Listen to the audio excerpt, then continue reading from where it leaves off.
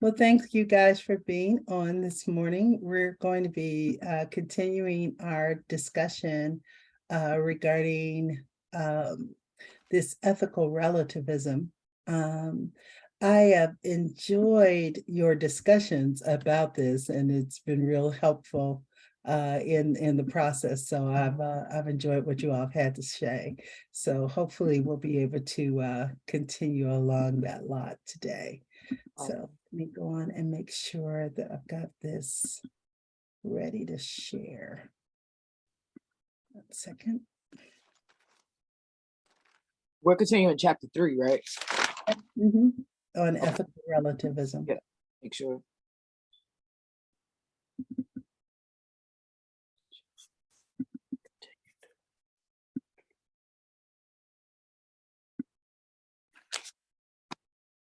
So here we are. So the last thing that we talked about on Tuesday was this idea that Josh and Sean McDowell, who are ethical relativism, advocates, indicated that we are all entitled to our own beliefs, but it doesn't mean that each of us has our own truths. Our beliefs describe the way that we think the world is. Truth describes the objective state of the world, regardless of how we take it to be. And beliefs can be relative, but truth cannot. So when we consider the nature of truth, that is an objective description of reality. And it makes no sense to say that something is true for you and not for me. However, what we have here is now talking about individual versus cultural relativism. We talked about on Tuesday descriptive versus normative, and we'll review a little bit of that today too, just to make sure that you got it down. But in further reviewing this individual versus cultural relativism, we're talking about how we have to note these different forms and how they look at it. Individual is also called personal relativism, but it's also another word. So I don't want you to ever get confused if you ever see it in different forms in different ways. Individual personal relativism is also considered subjectivism. So it's also called subjectivism. So it's not just called individual or personal relativism, but it's also called subjectivism. And so these ethical judgments that we're dealing with are these expressions of our moral outlook and our attitudes of an individual person.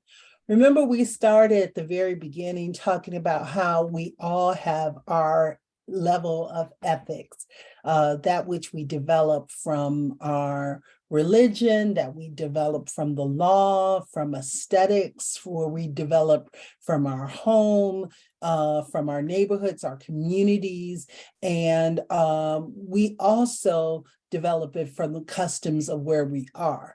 But subjective or individual relativism is that point in which ethical judgments and beliefs or expressions are your own moral outlook and attitudes of that individual person, rather than being objective, such as judgments. You have where you say, I have my ethical views and you have yours, right? You'll have discussions sometimes with people in your life who'll say, well, you can believe what you believe, but I believe what I believe, but neither of yours is better or more correct. Because that's what an individual who is in subjectivism, they'll say, well, you can believe what you believe, I can believe what I believe, but neither one of us are better or correct. I may believe that a particular war was unjust. If you know anything about the war of Afghanistan, if you know anything about the war of Vietnam, there's still very much controversy with people as to why we were in those wars. They may say, I believe that the Vietnam War or the Afghanistan War was unjust. But you may believe that a particular war, even though that particular war is unjust, someone may believe that all war is wrong. And so they'll say that we have to have a moral outlook that says that we need to protect ourselves as to never go to war with anyone. And according to this form of relativism, because there is no objective right or wrong, where we talked about a little earlier on Tuesday, no particular war can be said that is really just or unjust, right or wrong, nor can all wars.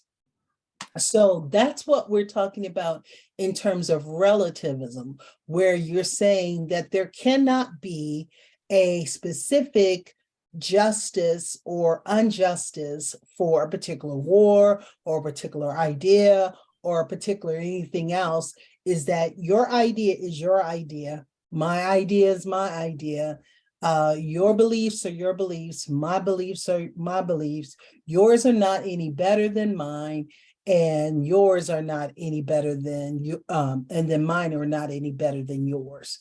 And so that's what we're talking about in terms of this individual versus cultural relativism. So we're talking right now individual. We cannot say that they are correct or incorrect, because to do so assumes that there is an objective standard of right or wrong, or we could judge their correctness. Such standard does not exist according to ethical relativism. We got into a discussion on Tuesday where some of our students were saying, they believe things because, their Bible, the religion, whatever it is that they hold on to really establishes that. But with ethical relatives, they're saying that is not enough. That is not an objective truth that accepted by everyone in the world. Therefore, it cannot be an objective standard. It is only a relative. It's ethical relativism. Does that make sense to anyone? Or do you have questions about that? No, not right now. I want bananas. That makes sense, but I don't have any questions. I want bananas, Mama. Hello. Good morning. Good Hey, morning. I get you bananas. Boom. I love that voice in the back. Who is that? Hi. Hi. I That's got your daughter. Hi. That's so sweet. So what we're going to do is now we're going to talk about how there are some of these defining moments. Relativism means that our judgments about ethics are relative to or dependent upon something else. Let me write that. Please. Again, relativism bananas, Mama. means that our judgments about ethics are relative to or dependent upon something else. But cultural relativism holds that ethical judgments are relative to cultural context. And we kind of touched a little bit upon that when we were talking about descriptive versus cultural the other day.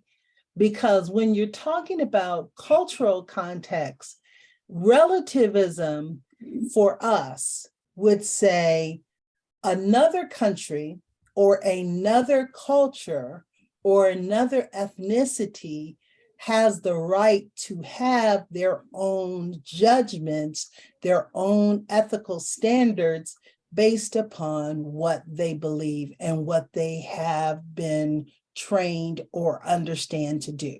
So for instance, for a Jewish person who is an Orthodox Jewish individual, he or she may not be able to eat certain animals nor would he or she be able to have things cooked in something that has not been considered a koshered oven.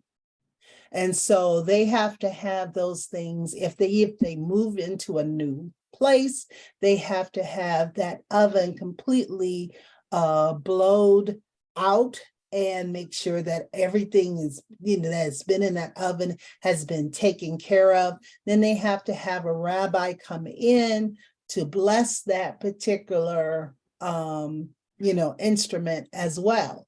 Because in their cultural context, to be able to eat kosher is something unto the Lord. And so they believe that if they eat anything that is not in a culture, is not been in a kosher way, then it is now almost a damnation to them, or a something that would cause them wrongness before God. So that is why cultural relativism holds the ethical judgments are relative in culture context. Individual versions of relativism holds that the judgments about morality are relative to an individual's point of view. So you're talking about individual or subjective points of view. That is just what I believe. It's what I've come to believe, and it's not in my culture, but it's what I believe individually, as opposed to a culture that says that we as a group of people believe this is what we practice, and this is important to us, and everyone that's a part of our culture must practice this as well. Questions? No. Okay. So your first bonus question, and I'll give you about a minute for you all to put that in, is, and you can put it in the chat, which, if any, does ethics or moral philosophy ask us? A, about the good life. B, about what is better or worse. C, where there is an objective right or wrong. D, how do we know if there is an objective right or wrong? Or E, all of the above. All right, you got a minute to go on and put that in. I'm going to go on and start the clock.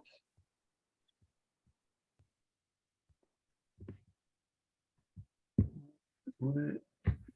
Alexa. Oh, shoot.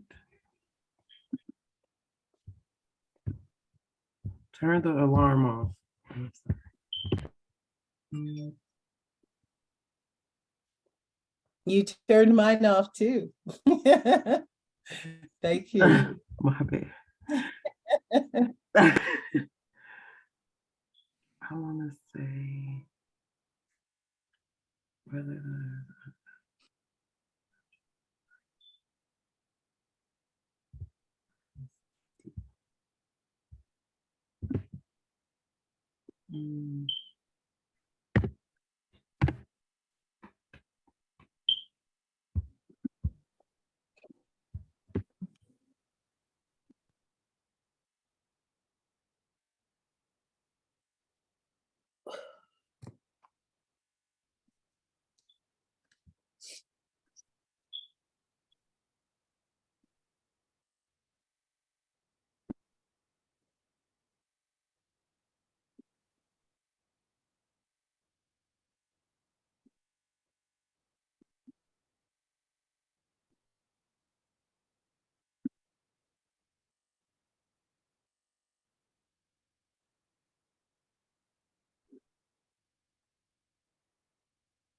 Is that final answer for everyone?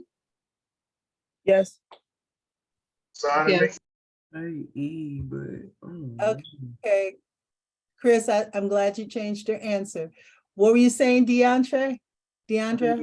I think it's E as well, because all of Okay, them kind well, of saying the put same. your new answer in there if you think that that's the truth.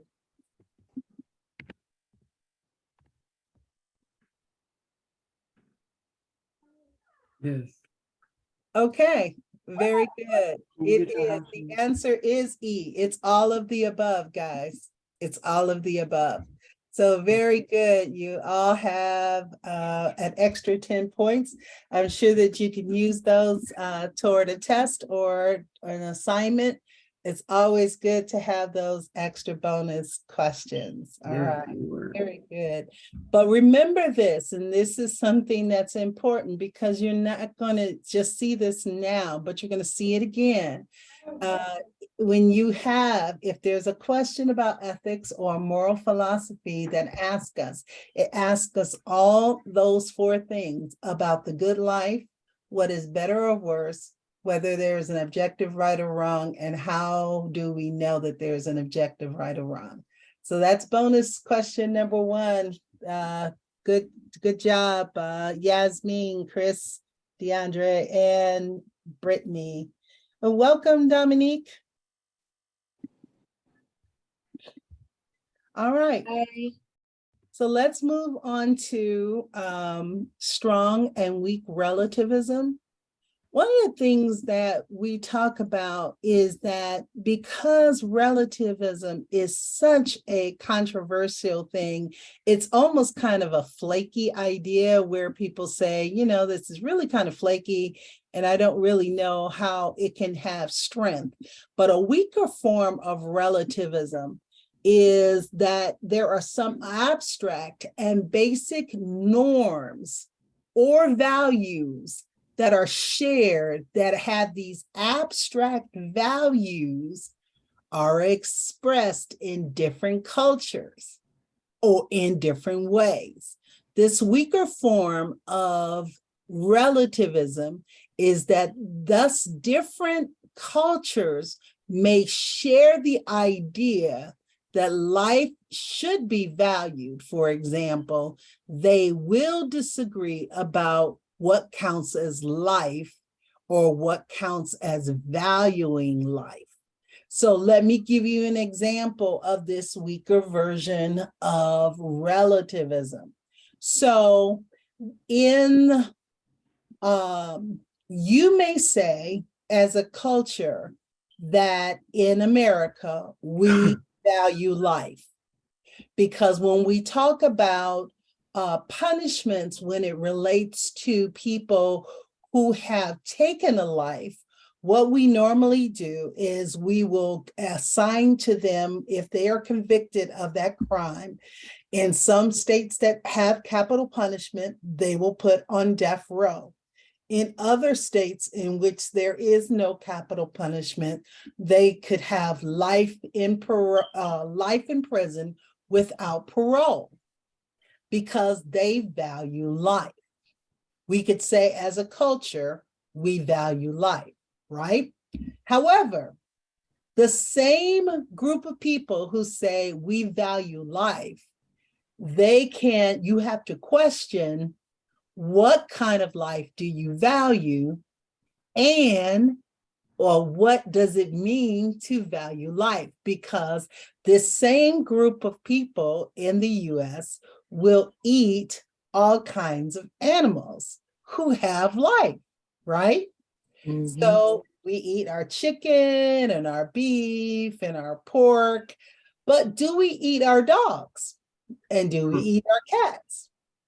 So is there a better value for dogs and our cats that are our pets than our cows and our pigs and our, other rabbits and whatever else that we eat in the United States, which could be considered what you talk about the human and the animal lives, do they have the same rights in terms of being supported as being valued in life? And there might be some form of ritual sacrifice that might be justified as a way of valuing life. Because in some cultures, they will still offer a particular animal or a particular bird of some kind in order for them to appease their particular god. So What do you all think about this issue of valuing life and in terms of strong and weak relativism? Well, when you were talking about us eating animals or how we have a dog but we won't eat them, that's crazy because I was just having this discussion with someone how, actually with my brother, we was talking about how we see what animals eat. Some of them really don't eat meat. Like a lot of them really don't eat meat, meaning the ones that matter, like a giraffe, an elephant. What else? I'm just gonna use them as an example. They're one of the biggest animals that's on Earth, and you see what they consume, Mhm. and they're strong, they're smart, and what they eat is what they make them. So it's like what we eat is what makes us. I'm trying to say that we're not supposed to eat what. Well, if they're not eating it, we're really not supposed to be eating it. So I feel like that's a weak version for us where we were conditioned to say, let's eat meat, when in reality, we're really not supposed to eat meat. The animals really don't, but I hope that makes sense. Yeah, what you're saying makes sense. Thank you for sharing, Yasmin. Thank you. Anyone else?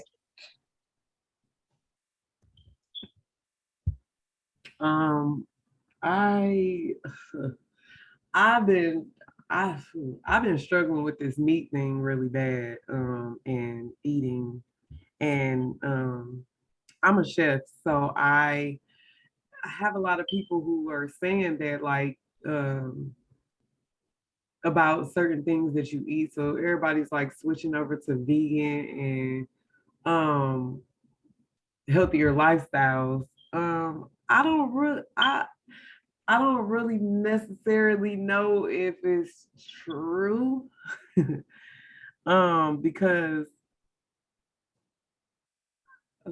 I don't know if it's true. I just don't know if it's true. So I don't really have a lot of insight on that. I am very interested about it. So that's the only thing I have. Like, I'm really interested about learning about stuff like that. Because of my Okay. Okay. Thank you for sharing. Anyone else before we move on?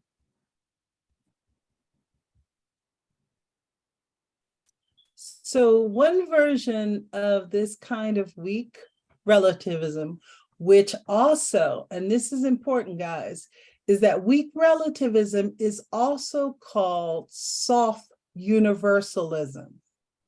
Weak relativism is also called soft universalism.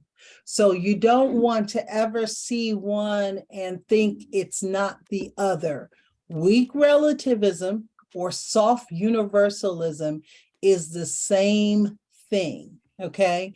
And it's the capacities approach, or you're talking about to ethic and human welfare as described by Amartya Sen and the philosopher who is Martha Nussbaum, who is a big relativism expert and advocate.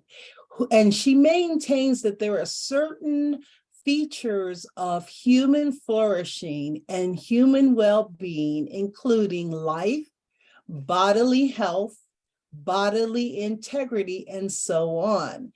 And she admits the possibility there is a multiple reality or realization that we have to look at concretely, that allows us to look at circumstances and traditions that helps us to understand that there is a diversity in thinking when it comes to this weak relativism or soft universalism.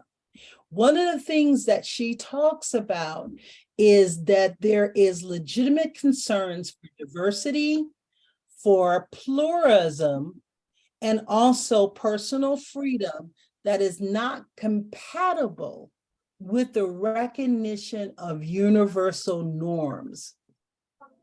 That is why, with the United States being the way it is, we are a mosh podge of so many different cultures, so many different ethnicities, that the cultural context would be argued, as long as there's no universal agreement on the sort of values that count, we can still call this relativism. So let's look at this real quickly. And I'm going to come to her chart first.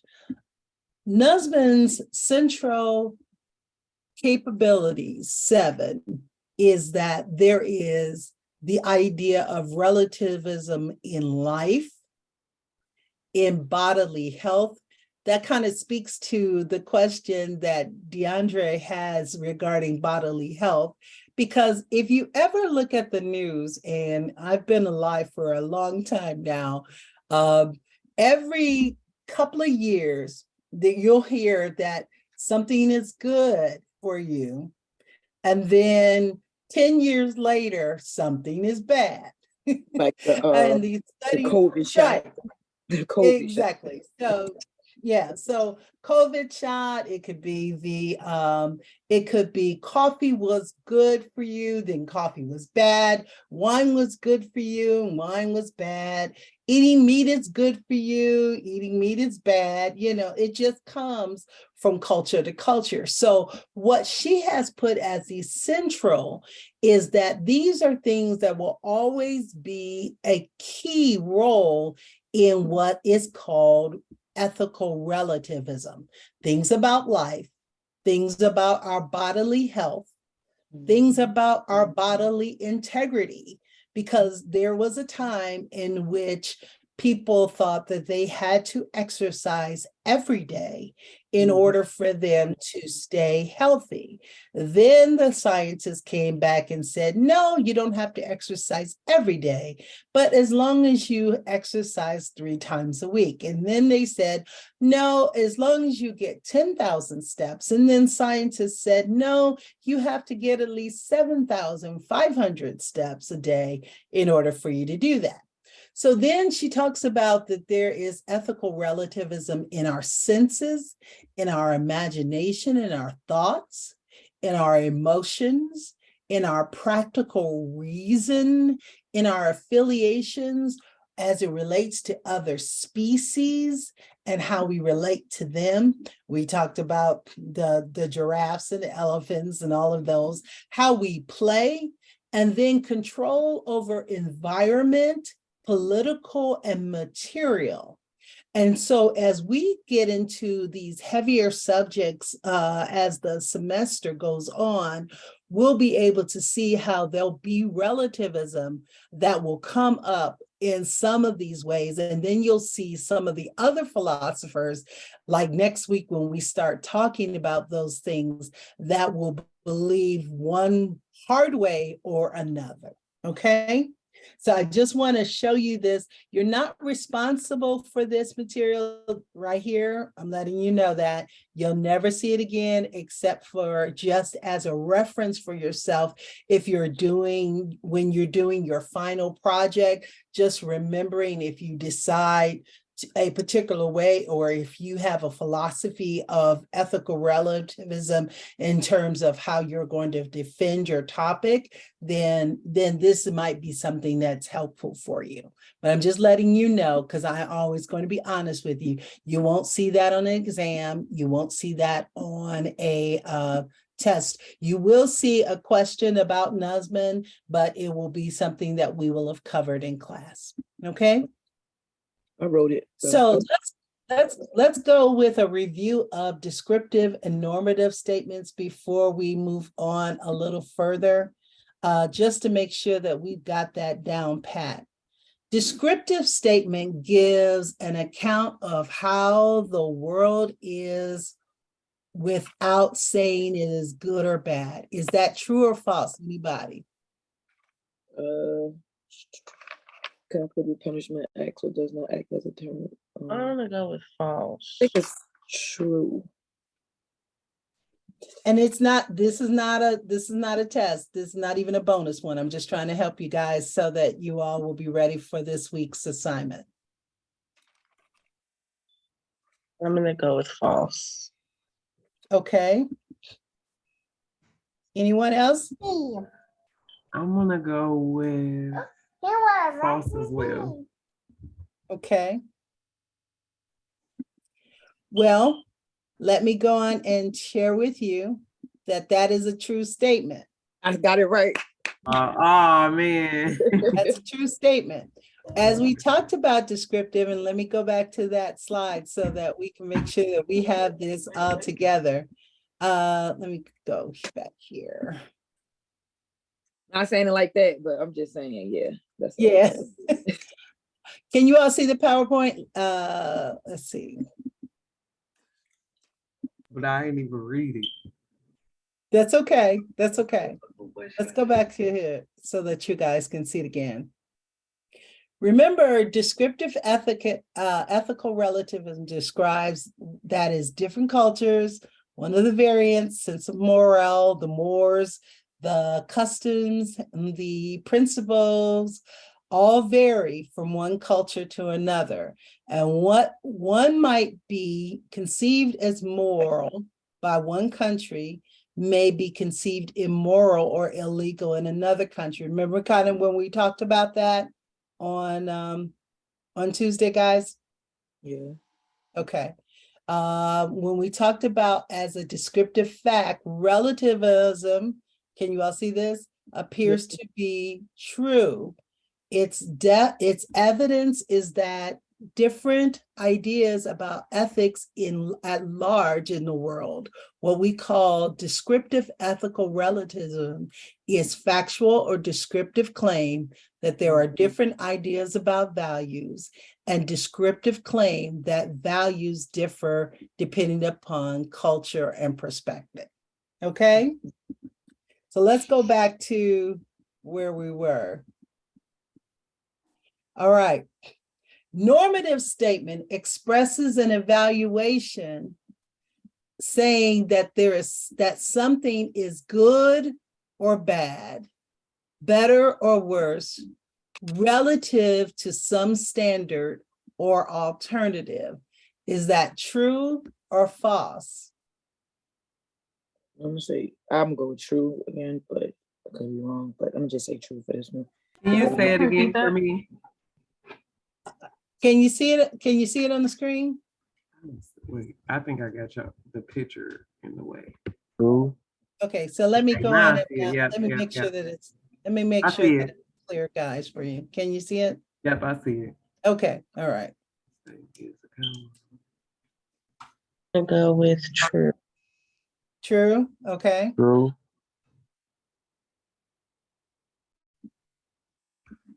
Because Anyone else want to give a shot? from what I'm reading, because it's based off of opinionated beliefs. So I think it's yeah, true. I'm just going with true. Okay. Yeah, true. I will say, go a little bit over. I want to say true also. Okay. It is a true statement. Okay. So when you all see this and you see this in a question, you'll remember that normative statements, a descriptive statement gives an account of how the world is without saying it is good or bad. And a normative statement expresses an evaluation saying that something is good or bad, better or worse, relative to some standard or alternative. Okay? All right. I'm gonna throw a softball at you guys. All right, here's a random trivia worth 10 points. All right. Place the name in the chat Oh, I'm sorry. who is that special halftime show performer for 2023. You have 2 minutes to do that, guys. 2 minutes. Sorry for calling out. Let me put my thing on.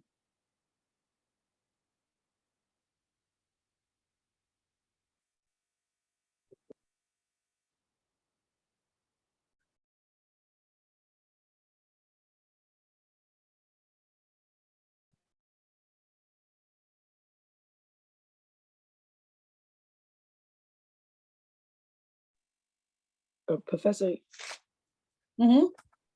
are we gonna get to the, well, because I know everybody else didn't complete the thing yet, but when you wrote me in my feedback about number 3, Oh, yeah. Yeah, we're gonna talk about that. all right. Absolutely.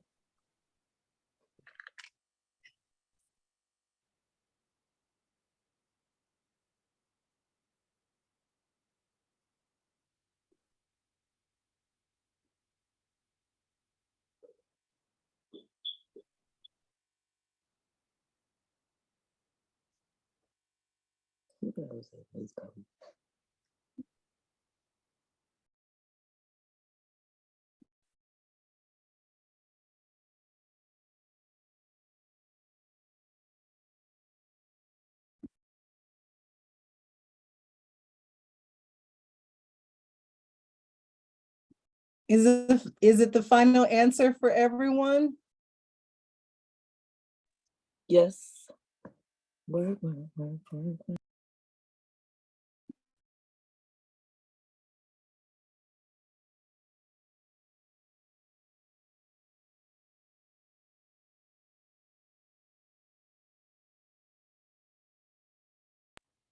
Okay. So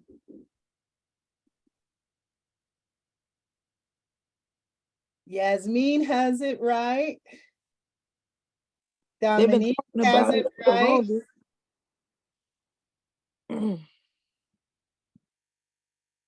Brittany has it right.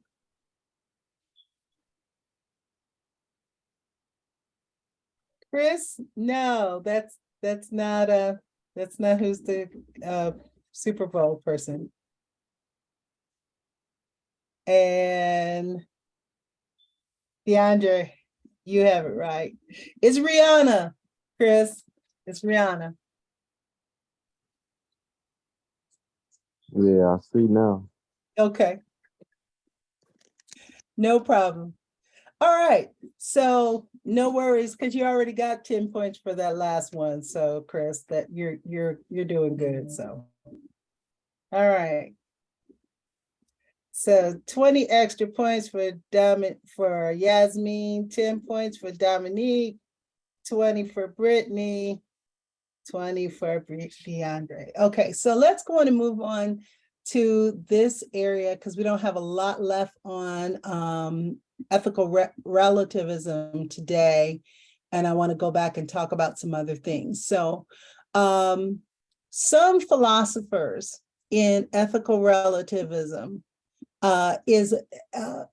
they contend that ethical relativism is a theory, and that should be not content, that should be content, that should be D. Right here, go. Okay, they philosophers contend that ethical relativism is a theory that holds that there is no universally accepted ethical standards. There is no absolute moral truth. What counts as right is relative to the individual, which is subjectivism, or to the culture, which is cultural relativism. So summing everything up that we've been talking about will come into this statement. There are some philosophers that contend that ethical relativism is a theory that holds that there is no universal accepted standards. There is no absolute moral truth which counts as right or wrong is relative to the individual, which is subjectivism, or individual. Remember, same thing, same word. Don't ever get it confused. Individual and subjectivism, when you're talking about ethical relativism, is the same thing. And then, or to the culture, which is cultural relativism. This is the best one to just kind of sum it all up for you when you're thinking about all the pieces that we've talked about individually and all the explanations. So just understand that there is no objective right or wrong. There's no moral absolutes. There's no acceptable ethical standards. And what counts as right or wrong is either for the individual or who is subjective, or to the culture, which is cultural relativism. Because that is why you as a culture don't have to make your stoves kosher, okay? These things are indeed relative though, because some things are indeed relative because why? Everyone has preferences.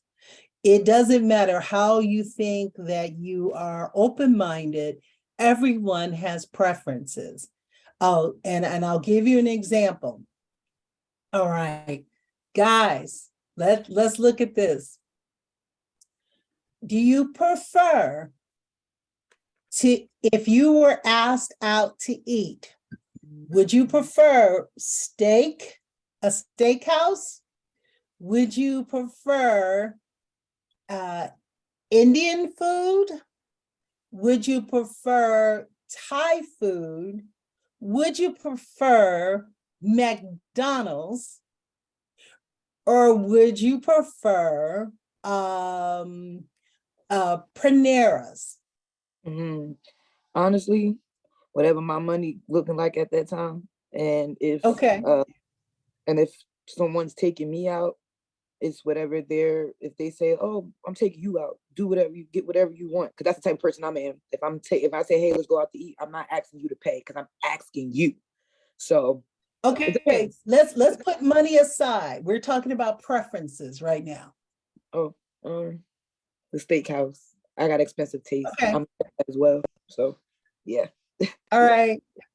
Anybody else have a preference of those? Panera. Go ahead. Panera's, Chris? You said Panera? I'm a steakhouse kind of girl. Okay. Steakhouse, okay. Yes, I'm a steak. That's why I was saying like the healthy living choice thing. I'm gonna try it, but I love meat. Like Can steak. you repeat the question? I'm sorry. Yeah, I love it. Preferences. We're talking about preferences.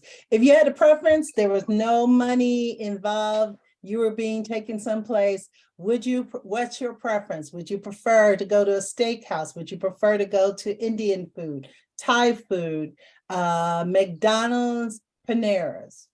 I would want to try something new, such as maybe like a Thai or something different. I feel like I go to a lot of steakhouses. So I would want Okay. to try something different. I tried everything. All right. Ugh. Okay, I go Brittany. to the steakhouse because I don't like the other choices. Okay. All right, sounds good. There is also indeed relative in fashion. What Chris may find to be fashionable may not be the taste of some other people. What Dominique might seem to be fashionable may not seem to be fashionable to someone else. Fashion is one of those things that are relative to the individual. Humor is another thing that is relative to the individual. Everyone doesn't get the same type of humor. There's some people who don't even like a lot of humor. They think that some of things are very coarse and they don't enjoy it at all. And then there's some people that have particular comedians or particular television shows or particular movies that they enjoy because of the humor that's behind it. So favorite humor, will determine those things that are relative to you. And then the other thing that is relative is time. So if I live in Jersey and I live on the East Coast, I'm going to be by Eastern Standard Time. If I'm in the Midwest, I'm going by Central Standard Time. If I live up in the Rockies, I'm going to be living by mountain time. And if I live in California or Nevada, I'm going to be living by Pacific time. So these are the things that are relative. They remain the same. These are the things that are relative to each person, and they have to make those decisions accordingly. So when people say that I don't think relative, you do in various ways, in your preferences, in your fashion, in your humor, in your time. You know, what you prefer to do, where you prefer to go, what you prefer to eat, what you prefer to wear. Your humor and time is always relative to the area in which you're in. If I go to London, which is 8 hours away from me right now, I think it would be 9 hours away from Yasmin, because she's on the East Coast, I would have to switch my time to deal with that and know that that is also relative. Reasons for supporting, let's see, let me try to get this a little bit bigger. Here we go. Reasons for supporting ethical relativism comes from what your book is talking about, the diversity of moral views. Then there is moral uncertainty, and then there are situational differences. Again, diversity of moral views, moral uncertainty, and situational differences. When you talk about the diversity of moral views, this is the reason to give support to relativism, because it is existent upon the moral diversity among people and cultures. That is why we in the United States, because we have so many different cultures, so many different people from different places, we have to deal with moral diversity. That is why relativism is one of the things that these philosophers would support, because there is not a universal accepted standard. If I'm from a country, or if I'm from an ethnicity, or if I'm from a religion that believes a particular thing, and I have to act in a certain way in order to live out that life in my life, regardless of where I have moved to. Moral uncertainty comes from the idea that there is the belief that relativism holds true to a great difficulty that we have to know, or knowing that what is morally right thing to do or believe. So in other words, we know, or we hold to something that is true, but we have a difficulty in understanding or putting our hands around it, but we often know what is the morally right thing to do. So there's that uncertainty, and particularly when it comes to more controversial things like abortion, when it comes to the environment, when it comes to things like a biological, how we're looking at biological interventions and how things are going along with that.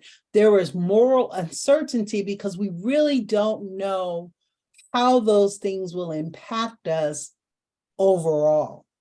And then there are situational differences where we have this idea that people and situations and cultures will at times differ in significant ways. And what we're living with, even in the US, as well as other countries that have a great diversity of people, we're living with worlds with different people and it's difficult for us to believe all of the same things that would be right or what be right for one another.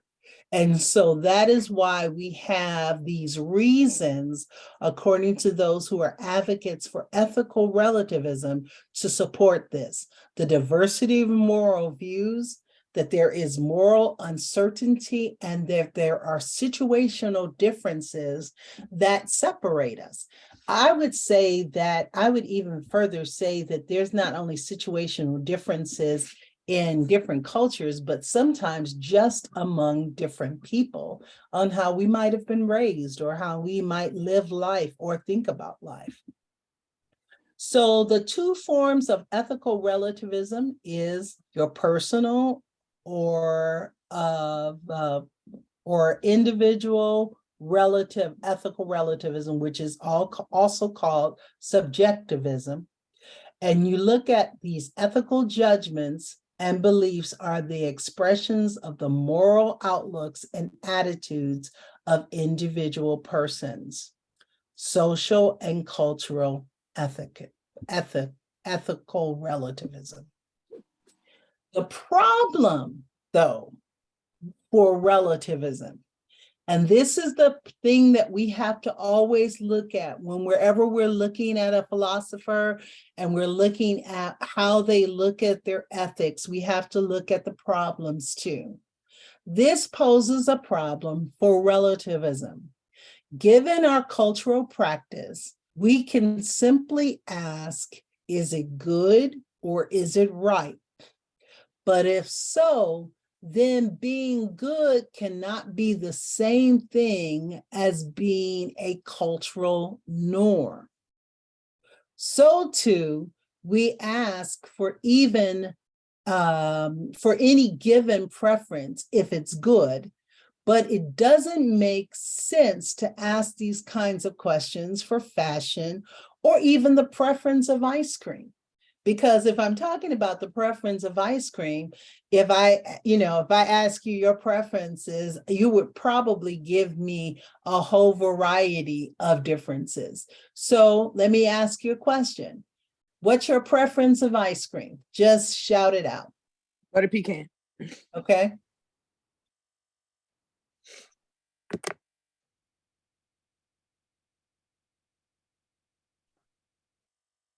Probably cookies and cream. Okay. Strawberry cheesecake. Okay.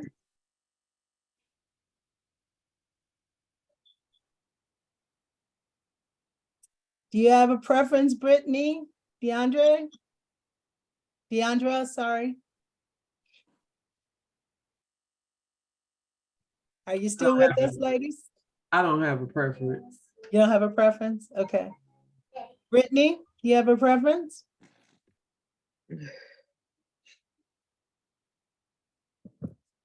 Okay, maybe Brittany went away for a little bit. Mine would be world-class chocolate, okay?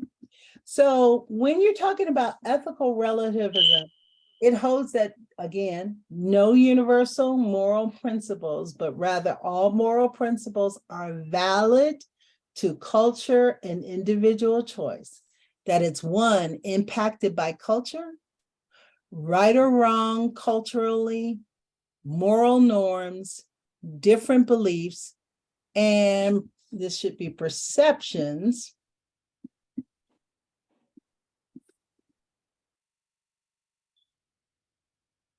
Perceptions of ethics, different perceptions of ethics.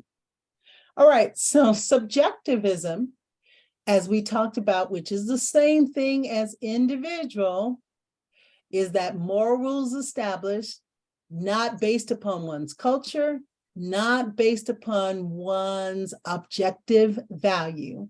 And the problem with this is that acting moral according to principles, if you deal with individual ethical relativism, then what do you say to a Hitler?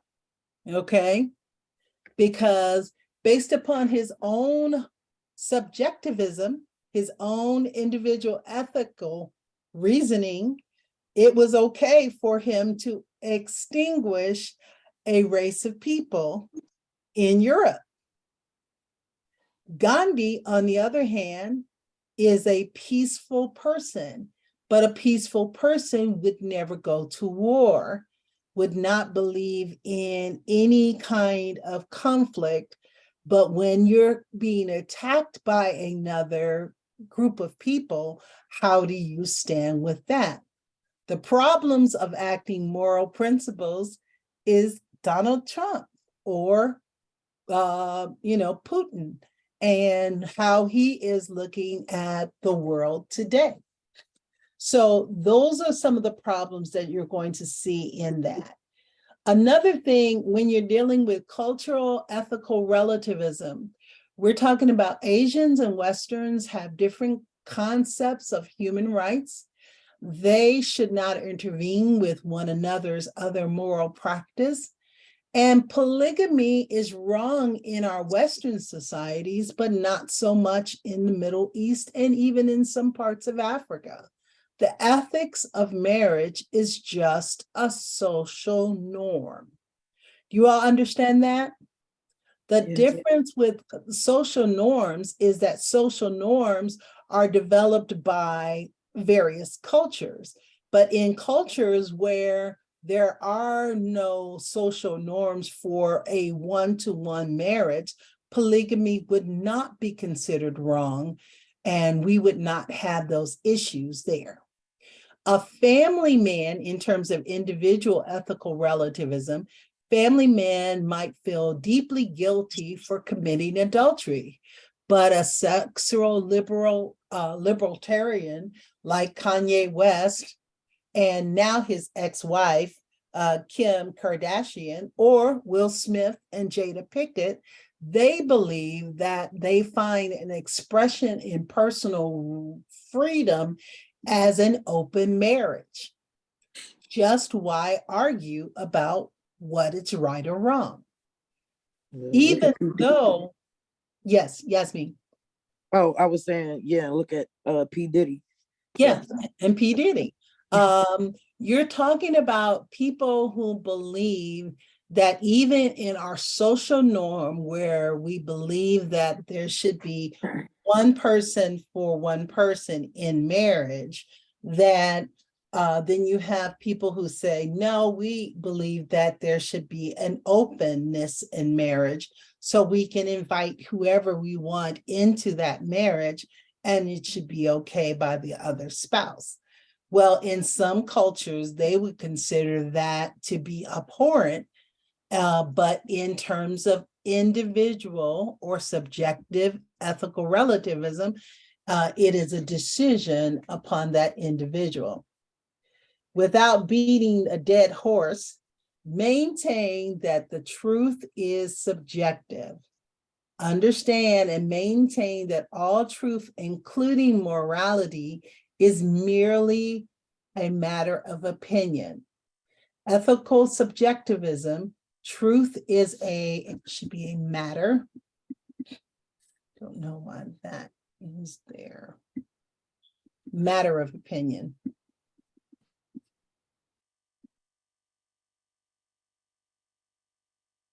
Yeah, a matter of opinion.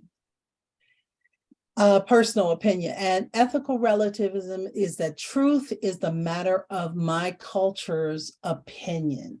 So that's what we're talking about with ethical relativism theories. And then we're talking about this important area, which we have to talk about, is called tolerance and open-mindedness. Again, tolerance and open-mindedness. Now, as it relates to the fact of diversity, it's the desire to be tolerant and open-minded, right? We talk about that a lot, about tolerance and how we should be open-minded to one another. Other people maintain relativism is an attempt to refrain from judging and condemning others. Since we know that there are problems with regard to ethocentrism and bias in judging, we want to prevent these problems by espousing relativism. And from this perspective, the idea is that since there is a cultural of different values, we are in no place to judge which culture is right or wrong. And furthermore, the defender of relativism may argue that those who judge are being ethnocentric, closed-minded, and intolerant. This is an important thing to remember, not only for this assignment, but also for things that are coming up on your quiz and your midterm, because you'll see this again. Tolerance and open-mindedness when it comes to ethical relativism is this idea, the very idea that we don't judge or condemn others for their ideas. To remain tolerant and open-minded means that we have no place to judge another culture, whether or not they're right or wrong. But we will find ourselves arguing that if we do judge them, that we are ethnocentric, and that we're closed-minded and intolerant. Questions about that? Mm. All right. Another thing about tolerance and open-minded is that relativists are tolerant and open-minded since they have a variety of cultures and different values. All right, so that's it. I want to go on and share with you guys, as I had to share with you guys regarding the one question that was on your exam, on your assignment 1. I did not share that in your first lecture, so that's why I gave you your full points for that. It was not in my slide and I didn't cover it with you, so I just gave you the benefit of the doubt. But what the answer was, we talked about on Tuesday morning, so I want to share that with you again so that you can understand it. And I emphasized it when we talked about it on Tuesday morning, because you'll see it again and again. And so I want to let you guys know that. Can you see the screen? Yes. Ethics involves these 3 things. Whenever you see this, it's going to be this over and over again: systematizing, defending, and recommending concepts of right and wrong conduct. That was supposed to be the answer. That was my fault for not covering that in that class. That is why I gave you the benefit of the doubt and gave you the corrected points for that. Thank you. Thank you. Mm-hmm. I also have a question about one of the answers. Sure. Number 5, I think it was letter. Hold on. Sorry. Number 5 was about motives, actions, and consequences. Yes, it was F. I labeled it as NE, but you said that it should be NC. Oh, you're talking about question number 4. Okay, number 4. Okay. Yes, number 4, sorry. Let me get to Canvas for you real quick. Hold on a second. And when you get a chance, can you go back to that systematizing? I thought I wrote it in my notes, but I'm not sure. And remember, I'm going to send you today this PowerPoint, so you'll have that too, guys. Okay. Oh, never mind. I have it. Okay. I wrote it. I thought I did. Okay, let me get to Canvas real quick. So that's the essentials. Okay, let me mark that. That's the essentials. Yep. I'm trying to look this.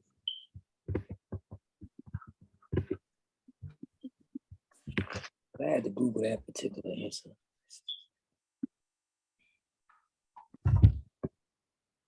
And you'll see that over and over again. So if you get it right now and keep it in your mind now, you'll see it again and again, I promise. Let me get to the student view of this. All right. So let me share my screen now.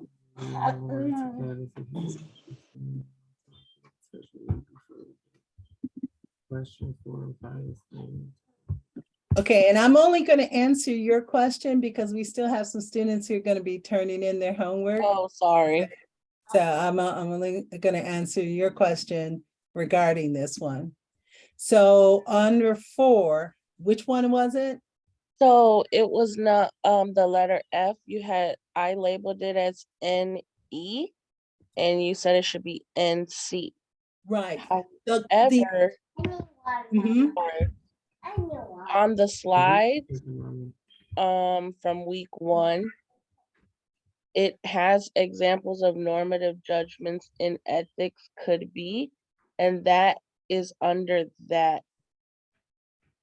So we ought to adapt a universal health insurance policy because on slide 25, it's under NE. Okay. I will check my slide again, but it should be C. And because the idea is we ought to adopt a universal health insurance policy because everyone has the right to a health care. It's a normative, but it is a custom because as you can see in the United States, we have not adopted a universal health insurance policy. Canada has. Also, the UK has. There are certain countries that have adopted that. So what I will do is I will check my slide and then I will go on, and I think what I'll do is I'll just give you a correction on that for you. Okay. Okay. And Thank what you. I'll do by that is by today, I'll just add 10 more points to your exception today. All right. Thank you. Okay. Yep. I got a question. Yeah. For number 4, maybe it was the same thing. Just for that particular one. Can you explain that to me? Yeah. So we What you wrote? ought to adopt a universal insurance policy because everyone has a right to health care.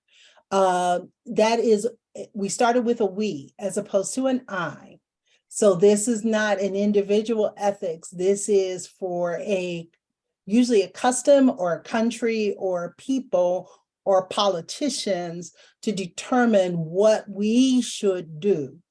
So there is a group of people, which would be a custom, because in various cultures, like the UK, you can go to the UK, you can go to Canada right now, and everyone is automatically insured. Your taxes will have you to be able to go into any ER anywhere in Canada or in the UK with whatever injury, illness, or what have you, and you'll be treated and you will not have a bill. Okay. But that's not the truth where everyone is. Okay. Yeah. But I'm gonna check my my slides. I will make sure of how I put that over to you. And if there is a question about that, I will give you grace and I'll give you guys the opportunity to get back that point as well. Okay? I'm satisfied with my grade. It's fine. I did it fair and Okay. square. Did you miss that? I don't think you missed that one. I think you put that one for that answer. I think there was another one that you missed. I think it was E for you. Yeah, it was E. Instead of me putting normative law, I think I put DS. Yeah, I put descriptive sociology instead of normative. But no, you answered F right, if I remember correctly. So okay. But I will check that for you guys because I always want to be fair to you as students, knowing that, we can make mistakes. We do. I don't know about anybody else, but I'll admit mine in a second, guys. So, Yeah. And that's why I offer grace to you guys too, because we're all human and we do make mistakes. So anything else, guys? Nope. Well, you have your assignment posted that's due Tuesday night. Those who have written me, I will extend until Saturday for you to get that assignment in. I'm asking that you all ask in advance as opposed to in the rears, because I can always make the adjustment better in the end if you let me know, okay? Mhm. Okay.